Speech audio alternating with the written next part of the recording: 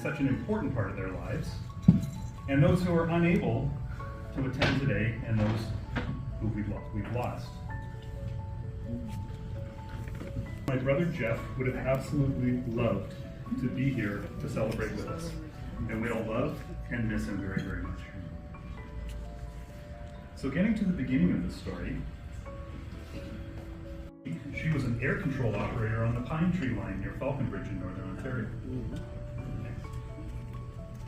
Jack helped with the family businesses, including a farm, a dairy, and worked at the family drive-in theaters in the area. He even built the Skylark Theatre in Cortland with his dad. At what was then the University of Western Ontario, Jack started a year ahead of Carolyn. He pursued a double major in French and German. At the time, the baby boomers were entering high school, which resulted in a huge demand for more teachers. The Emergency Teacher Training Program was born, and both were fast-tracked through, teaching 7 days of classes per day after only 6 weeks of training. Jack started teaching at Westminster Secondary School at age 21. He had 2 students in grade 10 the same age as him.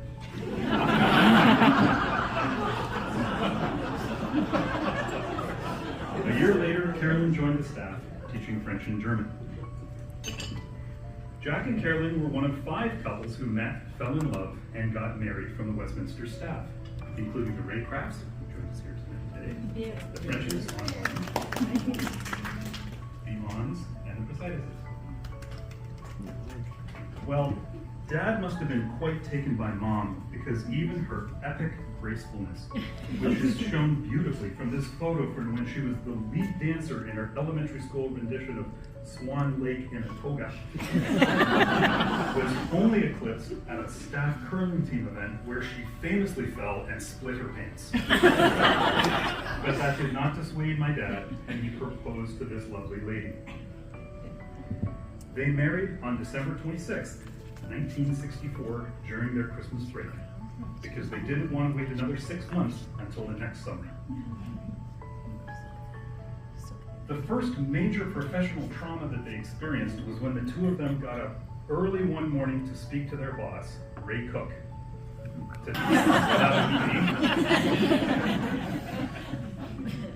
Well, Ray was a product of his time. His response was, I guess I'm going to have all of the young married women report to the office every morning to take their pill.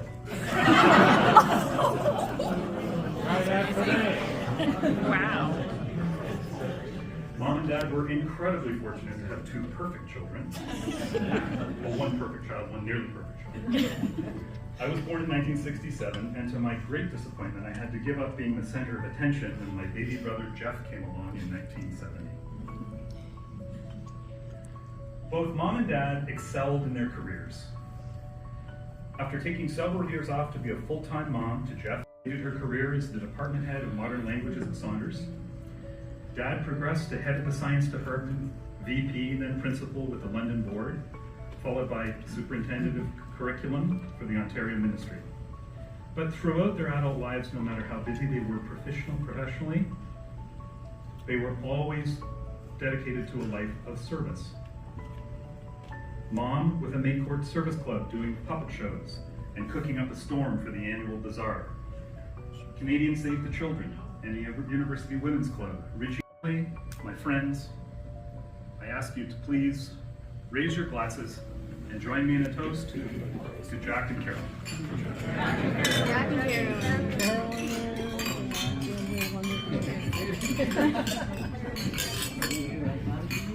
I would now like to invite Ron McClatchy, a longtime friend of Mom and Dad's, to come up and say a few words.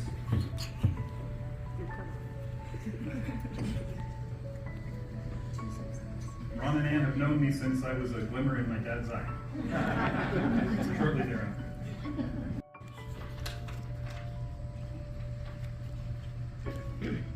Good afternoon, everyone. During the fall of 1966, we were in the process of having a house built on Maxwell Court in Northridge. Carolyn and Jack, who had moved into their new home just earlier that year, were our neighbors 2 doors away. We hit it off immediately. Jack and I were not at that time education colleagues, since I was working at 3M Canada, but our families had lots in common. New homes, each with a young son, and common interests. And that feeling, so typical of youth, that we had the world by the tail. We did have fun. Carolyn and Jack, the Hiddens, the Tremblays, Ann and I became the Shark Club. For reasons I won't go into today. We met regularly for dinner at each other's homes, and we're always had a shark theme. It was goofy, but it was fun.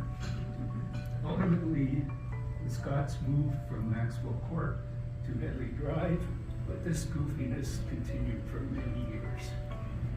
Carolyn and Jack and Ann and I have had many vacations together, cruises in the Mediterranean, the Baltic, lots of U.S. destinations, Florida, Boston, Rhode Island, Hilton Head, Las Vegas, Washington, D.C., New Orleans, as well as a wonderful trip to Portugal. We've been together through good and challenging times, which have proven the worth of true friendship. Eventually, everything comes full circle. We both have sold our homes and moved into condos, a move that has proven fortunate for both families. Ann and I were so fortunate to have met Jack and Carolyn so many years ago, 58 years to be exact, and we treasure that friendship.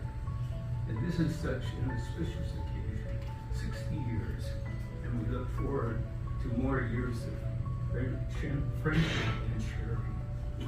To you, Jack and Carolyn, best wishes for these 60 years of marriage, and here's to many more. We love you both.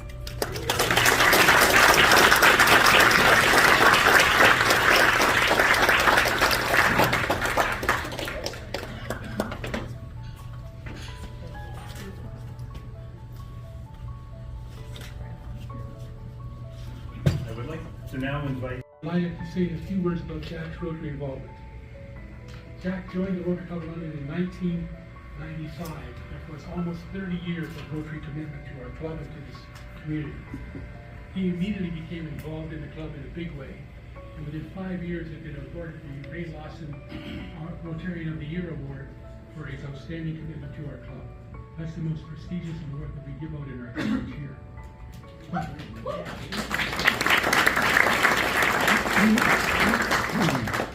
He was our club president in 2007-2008 and a member of our Rotary Foundation board for 2010 to 2015.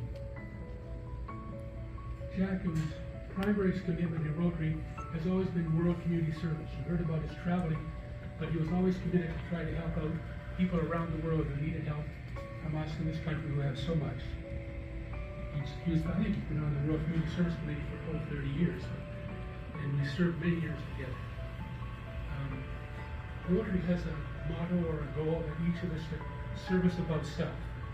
And the best way to talk to you about how Jack's service above self was fully committed was in the years of 1998 to 2000.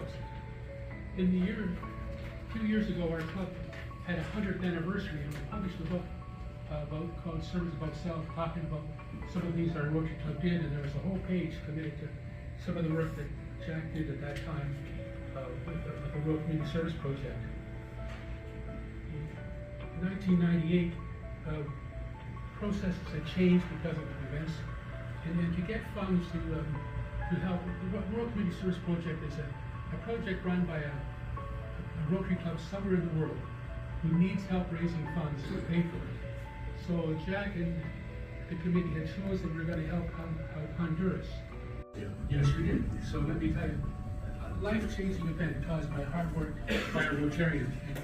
It sort of signifies what he's done.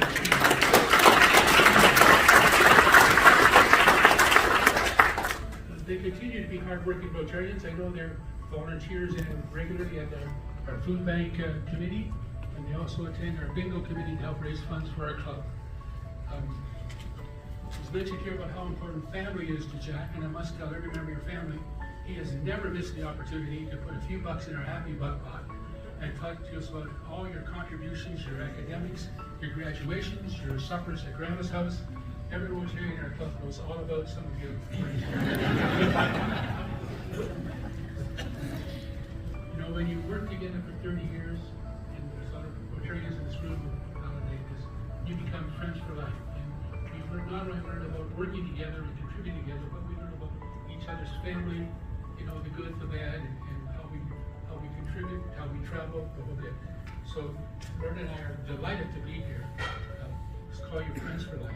I want to say, and on behalf of every Rotarian here and every Rotarian in our club, we want to wish you, first, Jack, a happy birthday this week. And secondly, congratulations on 60 years. Thank you so very much for everything.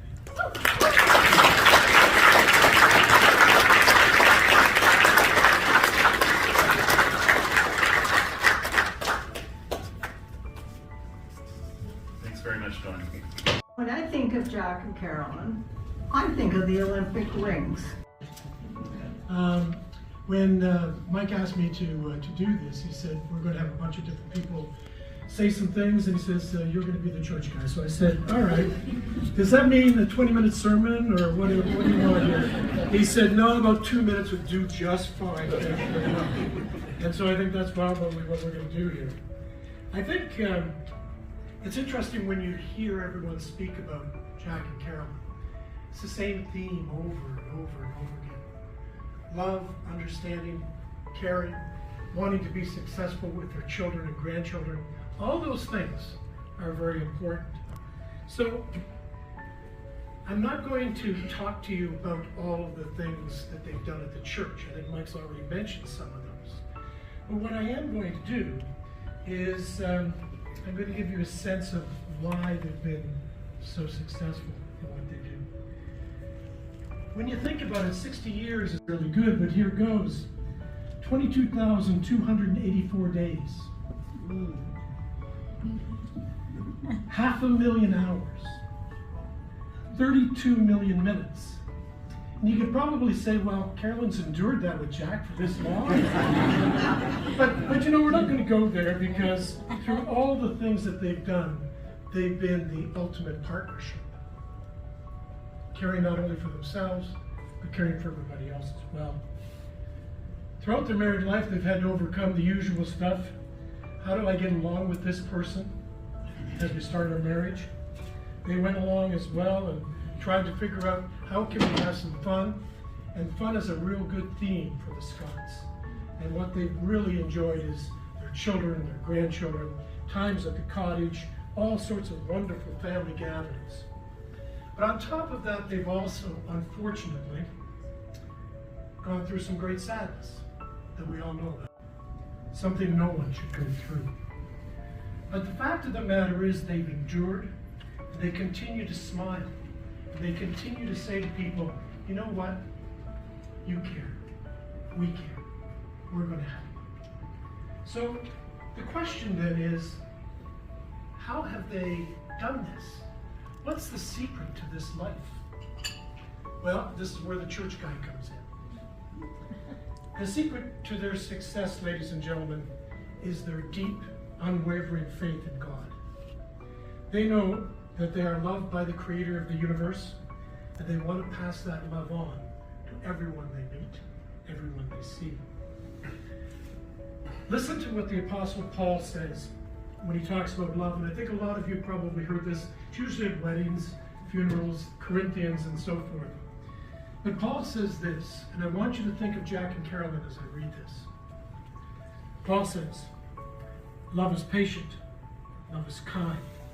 It does not boast, it is not proud. It's not rude, it's not self-seeking. It is not easily angered. It keeps no record of wrongs. Love does not delight in evil, but rejoices with the truth. It always protects, always trusts, always hopes, and always perseveres. Love never fails. Now there is one small glitch with this.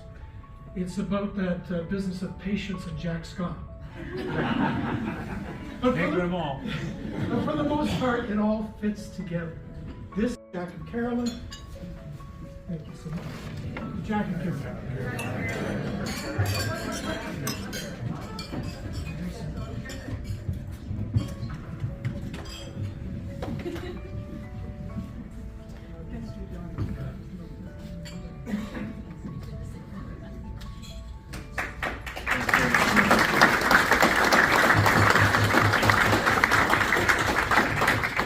And now to close, I'd like to invite all of Mom and Dad's grandchildren to come forward, please.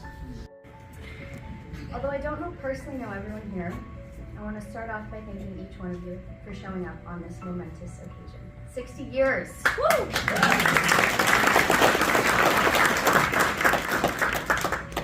My grandparents are no strangers to a celebration. Hell, I'm pretty sure they throw a party knowing that I got my shoes on the right feet this morning. When it's all boiled down, the love of these two is truly the reason that we're here.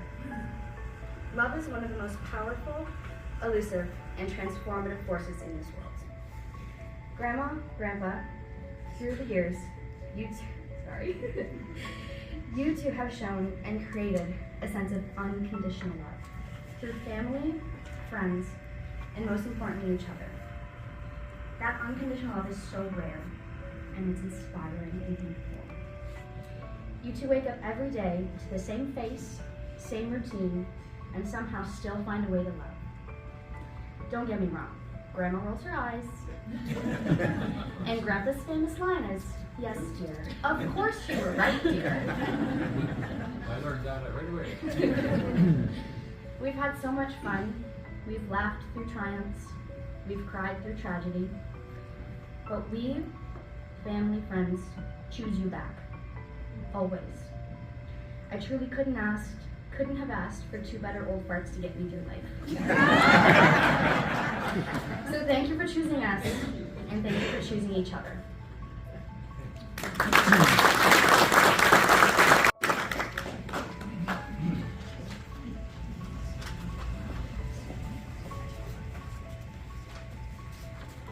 G'day. I'm Jackson. I'm Jeff's oldest son, and Maggie and Emma are my my younger sisters. Now, in good older brother fashion, I'm going to attempt to put the middle child back where she belongs, in my shadow. So good afternoon, everybody, and welcome to the induction of my grandparents into the Old People Hall of Fame on their 60th wedding anniversary. 60 years. Wow. A diamond early on the power of, as Emma mentioned, yes, dear, and how it can bail him out of a lot of trouble. But I think the actual reason is because when they do disagree, Grandpa goes down into the wood shop downstairs, tunes out the world with his headphones, while Grandma tinkers around upstairs, and then calls him over the intercom and tells him when dinner's ready and she's ready to speak to him again. As well, in Grandpa's own famous words, I've had a lot of help from Appleton's estate run over the years. When you've been together this long, you tend to pick up some quirks, like how Grandma can be in the middle of a conversation and Grandpa will be listening, when in reality, he's fallen asleep about a half a sentence into the conversation. And then Grandma swats him, he goes, "Hey snoozer, I'm talking to you." In all seriousness, they've taught us what love truly looks like. They've been each other's best friend, rock, and partner in crime. They've supported each other and been the glue of our family through tragedy and loss.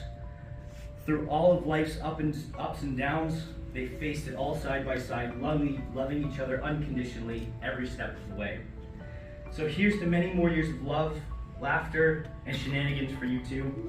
Grandma and Grandpa, you're the heart and soul of this family. We love you more than words can say. Thank you everybody for being here today and celebrating my grandparents. Let's raise a toast to these two amazing people. Woo!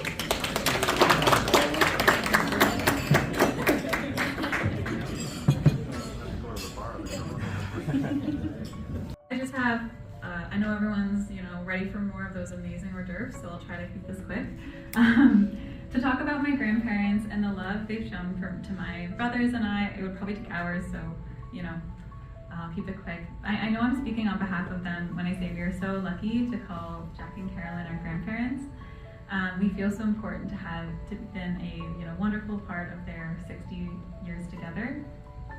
Despite living in different countries, we have so many fond memories and time spent together. We love spending days at the beach with them, visits to our elementary school, Lake Forest Elementary, the loudest cheerleaders at sports over the years. My grandma and I always did crafts and art together, or honestly, whatever art project needed to be done, because we were the designated art people of the family. That's a trait I'm very happy to have inherited from my grandma. During the summers, we would have so much fun visiting you guys here in London. Something my brothers and I were talking about that we all really enjoyed together was shopping to make the Samaritan purse boxes. We loved picking out necessities like toothbrushes and shampoos, as well as school supplies like notebooks and pens, and of course some fun toys to send out to children who are less fortunate. In the summer, we all love spending time together at the cottage, and we still do. I think I will never forget the time we did piggy breakfast, which was this super classy thing where we had a beautiful breakfast of eggs and bacon, milk and chews, pancakes, syrup. The only kicker, we couldn't use our hands, so syrup got literally everywhere. And honestly, there was not enough soap in the world to clean 6 kids covered in maple syrup from head to toe. So we had to jump in the cut. We also used to have the most insane water balloon fights, which often involved attacking my Uncle Jeff while he was in the gem, like the small fishing boat, with like a hose. And of course, and for the record, I'm just making this clear for everyone, the girls always won. And we'll let him think that. On a quick side note, before I let you go, I just have a quick anecdote. I have a friend I was talking to a few years ago, and she, had her first crush for the first time, and she got rejected by him and was feeling really bad, and she felt really mad at herself for liking him in the first place. And I think many of us have had that feeling, like, why did I open myself up to that? This feeling of rejection or heartbreak it's heartbreaking, right? But something that I told her, and something that I feel really strongly about, is allowing yourself to be vulnerable and have love and care for another person is the strongest thing you can do in this world. To open yourself up to the possibility of being hurt is no easy feat. And by opening ourselves up to this possibility, we make room for the most beautiful thing, love. And to choose to keep your heart open and to continually trust another person with your heart is a really beautiful thing. So, Grandma, Grandpa, I think it's something really incredible that you have done for 60 years and is such an incredible measure of strength. We are so excited to be with everyone today, and happy 60th anniversary.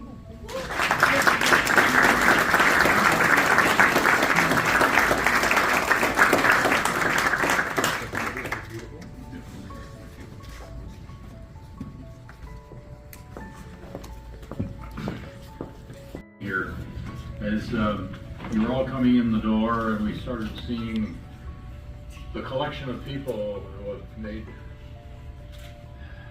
made us so fortunate in our lives. The different groups, all represented here, hold a special place in our hearts. We thank each and every one of you for being part of our extended family, if I may say.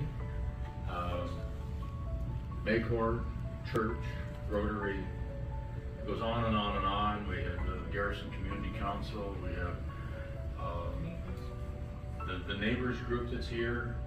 We've just been so blessed with meeting so many really fantastic people, and you are near and dear to us, and we certainly are hoping that we will continue to have you as good close friends as we continue on this journey together, God willing, and joints allowing. I keep getting more that are past the best before date, which is getting to be a bit of an annoyance, but as Mike said, at this point, a bit of a break while Carolyn and I say hi to some people online. I think there's still some more food, and the bar is probably still open, so please help yourself, and thanks again for being here.